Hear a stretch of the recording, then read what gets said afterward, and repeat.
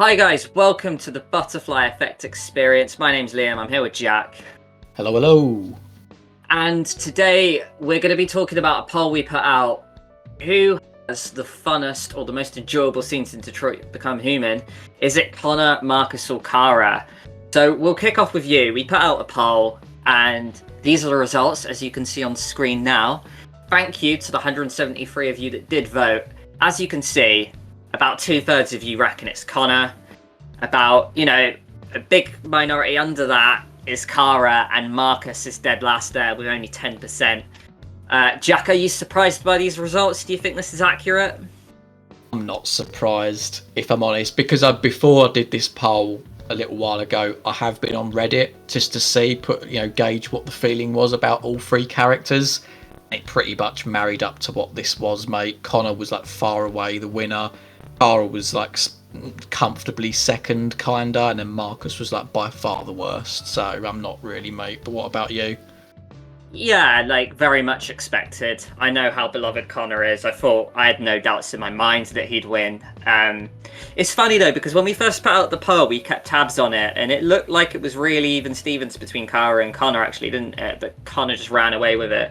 I don't think I told you this, or if you knew about this, but when you become Detroit Become Human, when you actually have the physical game, you can complete a survey at the end where Quantic Dream asks you about your opinions on AI and stuff. And one of the questions was just like, which character do you enjoy playing as the most, I believe. And yeah, it gave a little result, and that result had a very similar one to this. So yeah, no, I'm not surprised whatsoever. We're fortunate enough that a few of you left some comments, so we're just going to deep dive into those and kind of react to them a little bit. I'll let you take it away first, Jack.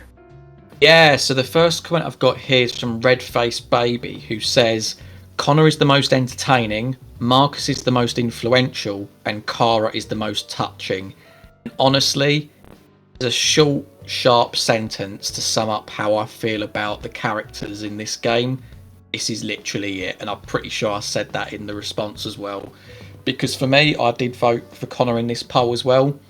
As you guys know, I'm a bit of a crime buff, so the scenes where you're going to an environment, doing some investigating, looking at clues, reconstructing, that was all, very up my alley.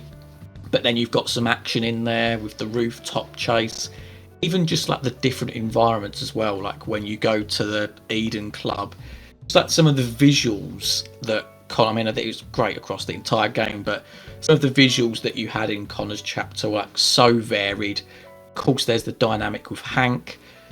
Personally, in my playthrough, I did miss out on the chase sequence with Connor chasing Cara, but did unlock, I guess.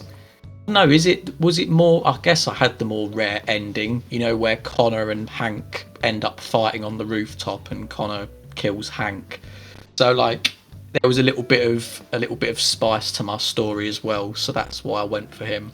Yeah, no, fair play, man. The next comment I'll pick out is one from Jonathan here. It's hard to choose out of Markus and Cara. Now, that's interesting because he's picked the two of the minority ones, so I really find that interesting that you picked that, Jonathan, but that is an opinion I welcome. It's nice just to see a bit of Markus and Cara love, so well done for putting that comment out there. It's true because you look at Markus and Cara, and it's that Markus's story. It's funny that he's finished last in this poll, but it's really his story that is the backbone of the entire thing, isn't it? Because you're talking about the AI uprising against the humans. But I think for me is that, I know I joke about it a lot, but literally one of the chapters with Markus, the guy's buying paint, for crying out loud. There's not much else to it than that. It is a little bit of a slow burner at the start. He does have some great chapters later on with Stratford Tower, and obviously the fight sequence at the end. But I guess that I felt that Markus didn't have as much of a personality as, say, Connor. And I know that's a bit weird because we're talking about androids here, but he just didn't seem to jump out on screen as the other two. Whereas Cara, she's got the more maternal, emotional angle because she's looking after Alice. And, there's situations where, obviously with Todd and with Zlatko, there's real jeopardy there because she could die or the girl could get taken. So yeah, can understand why there's a toss-up between Marcus and Cara. But yeah, like, just for me personally, it's just like Connor's the runaway winner. But if I was to personally organise it, I'd probably still say Cara second, Marcus third. So actually, I fit exactly with this poll. Another comment we've got here is from Tatjana, who says, enjoyable is so hard to define, laughy face. I picked Cara because her scenes touch me the most, but Connor obviously has more fun gameplay, and Marcus's Jericho missions are also very enjoyable. And yeah, I get what you mean, because you can, it's quite, you know, you can look at it both ways, like whether it's enjoyable by how much, you know, fun you had with it, or on just enjoyable in sense of how much you got out of it, like how much depth the character has, which arguably you could level at maybe like Cara's chapters more than Connor. Like maybe Connor's ones are a little bit more sort of like easy on the eye, more fun ones. But yeah, that's a very fair comment, Tatjana. But yeah, I mean, mate, did you want to take it away with what your thoughts on the characters were? Yeah, I guess in this section, to finalise the video, really, we'll just break down each character and give a little bit of our opinion of each one. So I'll start with, we'll go in order with worst to best in terms of what the fans have said. So we're going to start with Marcus here. Now, I would agree, I would put him third as well. Don't get me wrong, I think all the scenes are enjoyable. It doesn't mean Marcus' scenes are bad, it just means his are the least good, in my opinion. As you stated, Jack, yeah, like, he does have some lackluster ones, right, where he's picking up pain. I specifically think there's a scene as well where you're just in Jericho walking around talking to people. That's got to be a lower tier chapter as well. Yeah, of course he has, like, the Stratford Tower, which is probably one of the most loved scenes by most of the fans. So he's a very hot and cold character, isn't he? I almost think him being the core character, the one who starts the uprising, he really is at the centre of the story. And you could probably argue that that's at his expense, because it means his story is probably the most restricted as well. I know, like, Connor has immense plot armor, but it's written very cleverly because he is, like, the most elite android and he's with, like, the police or whatever. But yeah, and it's interesting I'm putting him third because I'm also saying he probably has my favourite scene where, you know, the one where he's crawling through the mud up the hill and then he, like, has to build his parts back. I absolutely love that scene. So it's interesting I'm putting him third. But I don't know, would you say that's a fair comment I've put out about, like, how him being at the core of the story can almost restrict him and jeopardise him having enjoyable I think scenes? so, yeah. I think so. And honestly, what you've touched on, like, you know, with like your favourite scene is, I think, is it called From the Dead, I think. But yeah, like, that really is the turning point for the entire story when you think about it, isn't it? Like, that's the point that affects, you know, Connor, Cara, everyone, because him climbing out of that ditch, grabbing the jacket, vowing to, you know, tackle this issue head on, that's the point where you think, right, he's going to meet Jericho, and that's when obviously the uprising starts. So it's weird because he's the one that gets he's plastered on the front cover for the game, I think. And actually, I think he's a well-known celebrity as well. Like, I know when I mentioned about it to Laura, I think she says that he's in, like, Grey's Anatomy or something like that. But, like, so honestly, like, it's odd that his one has fallen last. But again, like, you know, maybe there's some, like, weird bias that we have going on where we, like, champion the underdog in some way. So we, like, look at the other characters. I'm not sure. Yeah, one thing I want to add as well with Marcus is, like, I know it's really harsh to compare it, but, like, while Connor has the crime reconstruction kind of cool, unique gameplay feature, Marcus has the parkour one. And for me, that just falls completely flat next to Connor's because it's just a lot more linear. Like you say, like with Connor, you get that crime buzz where you get to rebuild the scenes. There's a lot going on there where you pick out clues and you rebuild, like, how the android might have escaped. With Marcus, it's just like, how do you jump over this gap, left, right, or middle? And if you go one way that's wrong, you see him falling and you just have to go back to another one. And I wouldn't say it's bad. I really liked it, but compared to Connor's, it's no way near as good, right? Yeah, no, exactly, mate. I mean, should we move on to Cara next? Yeah, so Cara is the one I voted for. I'm an absolute massive Cara fan, and one thing I want to kickstart this little this section with is that I love the jeopardy involved. I love the fact that she can die in her like third chapter. She sometimes she doesn't even make it out of Todd's house. So sometimes you miss like the Zlatko scene. Sometimes you miss the things like the Pirate Cove. Sometimes you miss, I don't know, like maybe go into Rose's house where Adam is and stuff. You can miss all of that because there's just so much jeopardy lying with Cara. And her scenes aren't easy as well, you know. She can get captured by Connor. She can, like, you know, get, like, absolutely dismantled by Zlatko and Luther in the mansion. I just think it's really cool. Another thing I really want to add about Cara is, by far, I think she has the best score in the game. Music goes a long way in these games for me. And the score surrounding Cara's whole scene is just absolutely breathtaking for me. I think it perfectly captures the jeopardy she's in. It's quite like harrowing music, but it's tense as well. It, you know, like the instruments used are perfect. It sums up, you know, being outdoors in the snow a lot, the theme of homelessness, motherhood. Absolutely love it. You could say that some scenes dragged a little bit, like not all of them were brilliant. Like Pirates Cove is a bit of a lackluster one for me. I do know that Pirates Cove had a massive scene taken out of it as well, and that is a topic for another time, where the Pirate Cove got massively trimmed down and it ended on a happy note rather than like this brutal one that like the game actually had and scrapped. But yeah, everything about Cara, she has like the tense fight scenes where like, you know, it feels like, you know, you really have to like get the QTEs right. But yeah, I just really liked Cara's theme, and I love the ending of it as well. The fact that you can have like your ending with Cara can end in 3 locations, whether it's on the boat, whether you know you're trying to get through border control, or if it's like the really secret one that I had where it ended at the recycling center concentration camp. And there's just so many varieties to how it can end, whether you can ditch Alice and Luther and like have a really dark ending with her.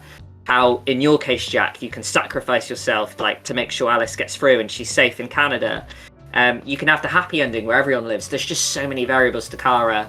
So yeah, just in summary, epic score, really tense because she's got no plot armor whatsoever. And I just think her writing is just really brilliant as well. I'll give the mic to you after I've bored the fans to death with my absolute Cara love speech. No, it's cool. I mean, honestly, all I've got to add, I mean, it should be a separate video really, is that considering how early she can die, isn't it mad just how sophisticated the branching on her story is?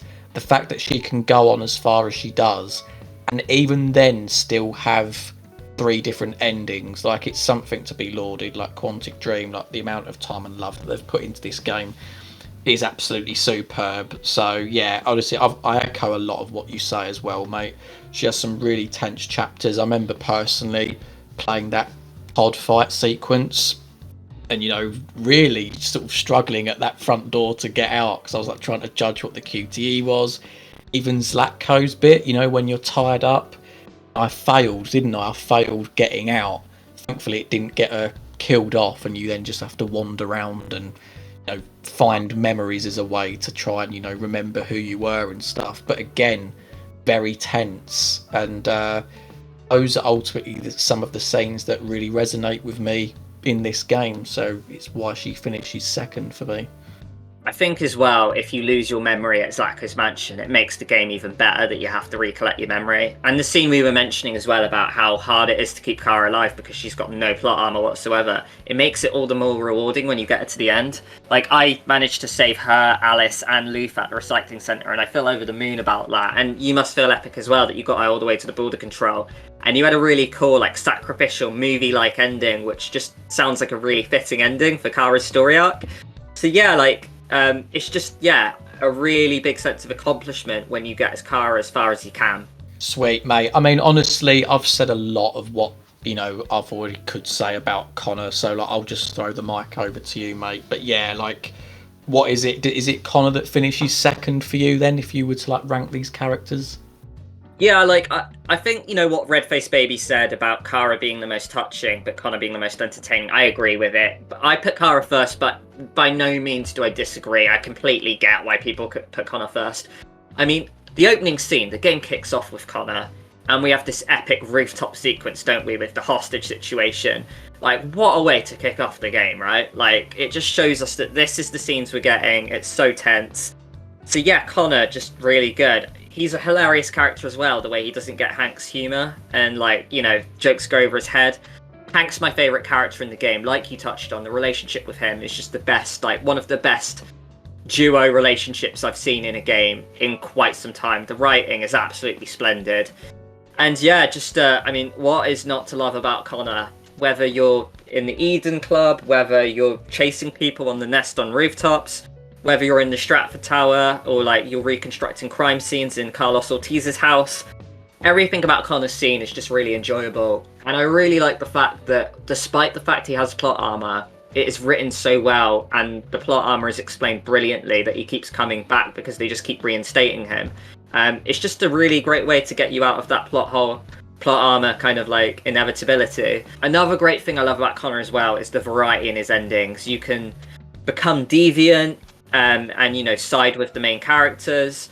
He can remain a machine, sometimes not by choice. Sometimes you just like miss those opportunities, whether like, you know, you shoot Chloe or you kill the Tracys at the Eden Club. And I just love the sheer amount of endings and like the fact that Connor might not always get a happy ending.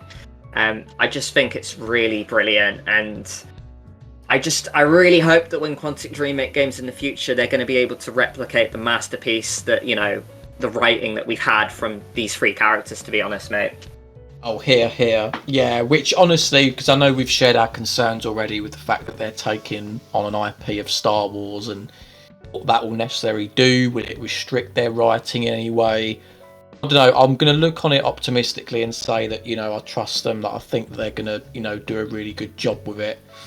You know, because literally of what their past record says, you know, I mean, I've not played Fahrenheit, but I have played Heavy Rain and I have played Detroit. And, you know, for me, like I've said already in the Q&A, they're like in my top 3 for choice-based games, and I've only played the game once, for crying out loud. So, you know, it says a lot about what they managed to achieve in, you know, in that sort of like 10 hours or so that I was playing it.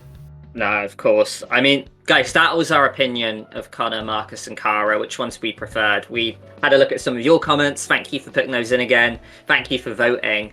And we hope you like what we had to say about the characters. Detroit Become Human is a game we massively cherish, and we'd be willing to make more videos. So if you guys enjoyed this one, let us know in the comments if you want to see more DBH videos in the future.